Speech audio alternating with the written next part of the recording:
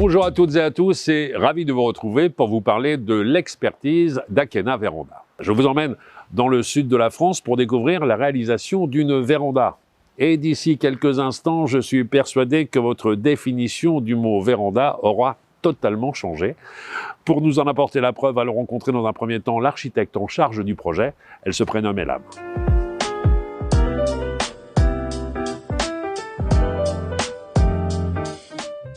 Bonjour Elam.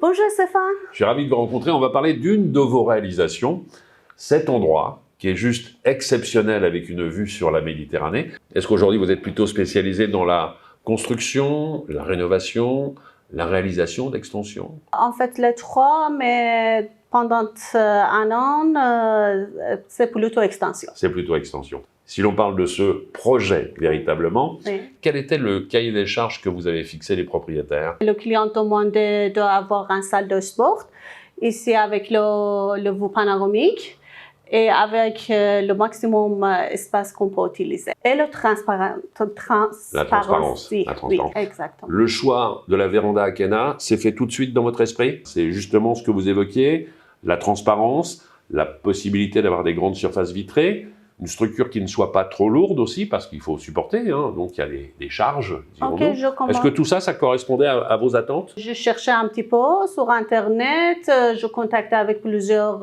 entreprises et à la fin, je choisis Akena. Par rapport à ce qu'on voit, par rapport au savoir-faire, par rapport aux détails et la responsabilité et l'expérience. C'est Romain, le concessionnaire, qui est venu en aide et qui vous a trouvé des solutions proposées par Akena pour la réalisation de cette extension.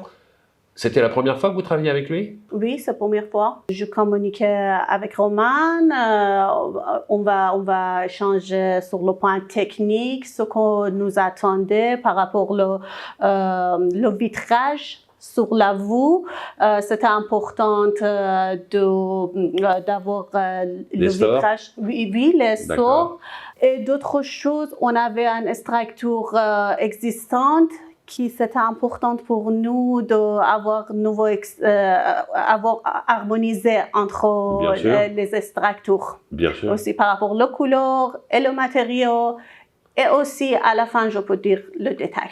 Est-ce qu'aujourd'hui, c'est devenu un réflexe de se dire, si j'ai un autre projet de réalisation ou d'extension, ce sera forcément avec Romain? Bien sûr, j'attends pour le prochain projet de contacter avec Romain. Merci beaucoup. Je vais retrouver Romain maintenant pour aborder tout l'aspect technique de la réalisation de cette extension. Merci beaucoup. Romain, vous voyez, quand j'entends parfois des consommateurs me dire les produits d'Akena, c'est standardisé, ce sont toujours les mêmes cotes, bah là, on a un démenti formel avec cette réalisation. Ah oui, je vous confirme. Là, au niveau de la réalisation, on a dû parfaitement s'adapter à ce qui est existant et l'objectif vraiment de la structure. Et on a rajouté quelques mètres carrés supplémentaires. On va aborder tout l'aspect technique. Je vous invite à rentrer à l'intérieur de la salle de sport.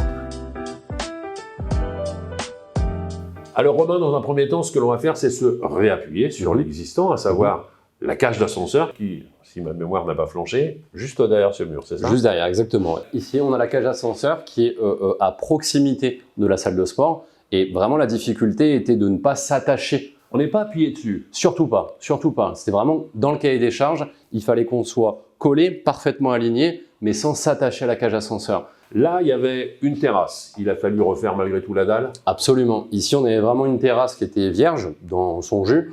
On a dû effectivement refaire une dalle complète pour accueillir notre structure, mais une dalle bien spécifique, une dalle isolante et avec des feuillures pour vraiment parfaitement intégrer nos seuils de coulissants et éviter aux utilisateurs de se prendre les pieds dans le seuil de manière à avoir un espace qui soit parfaitement adapté et surtout totalement sécurisé. Alors, on va parler technique, mais sans rentrer trop dans la technique. Quand vous dites autoporté, ça veut dire quoi exactement? Autoporté, je ne suis pas fixé à un support.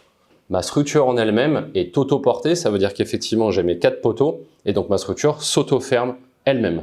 Parfait. Alors reparlons de la maison à laquelle cette véranda a été plus ou moins accolée. Oui. J'ai en mémoire qu'il y a plusieurs étages juste en dessous. Est-ce que finalement, créer une structure comme celle-ci, c'était ce qu'il y avait de plus sage et de plus simple à faire? C'était la meilleure solution. Ça nécessite tout de même, malgré la structure, une étude ingénieur béton, étudier effectivement le poids que peut représenter la maçonnerie et le poids que représente ma structure. Structure sur mesure, agencement, aménagement intérieur avec un travail sur les LED, un travail effectivement sur les baies vitrées. Je vois qu'il y a des télécommandes aussi, donc il y a certainement des stores que l'on peut baisser de temps en temps pour se protéger simplement du soleil qui est très très présent dans cette pièce. Le store, il a plusieurs fonctions. Garder une intimité dans la salle de sport. On peut avoir envie de faire du sport ou de passer un petit moment de lecture à l'intérieur en étant protégé. Protection solaire, protection contre le vent.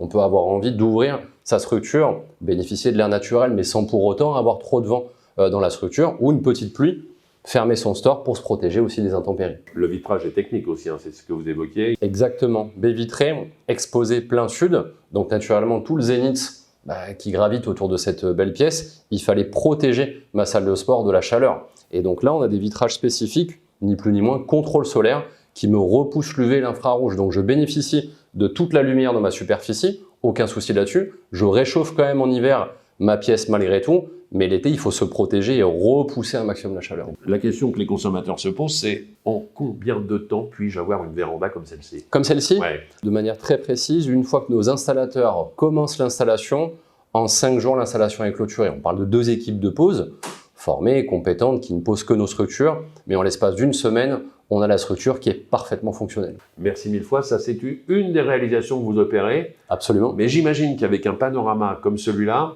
ça doit se multiplier les demandes. Je ne vous cache pas que oui, il faut bien maîtriser effectivement la conception, mais c'est des chantiers qui sont très complexes, très techniques, et quand on a la chance de pouvoir bien les réussir grâce aussi à la chance d'avoir de très belles équipes internes, on est pas mal sollicité. Alors, Ouais. vous êtes concessionnaire Akena sur le secteur, mais votre entreprise s'appelle Rénovation durable. Rénovation Durable et vous êtes basé où? À Nice? Dans les Alpes-Maritimes, à Saint-Laurent-du-Var et à Mougins. Et vous rayonnez sur tout le département? Tout à fait, l'intégralité, ouais. Merci mille fois, Romain. Je vous en prie. Bravo pour le travail. Merci.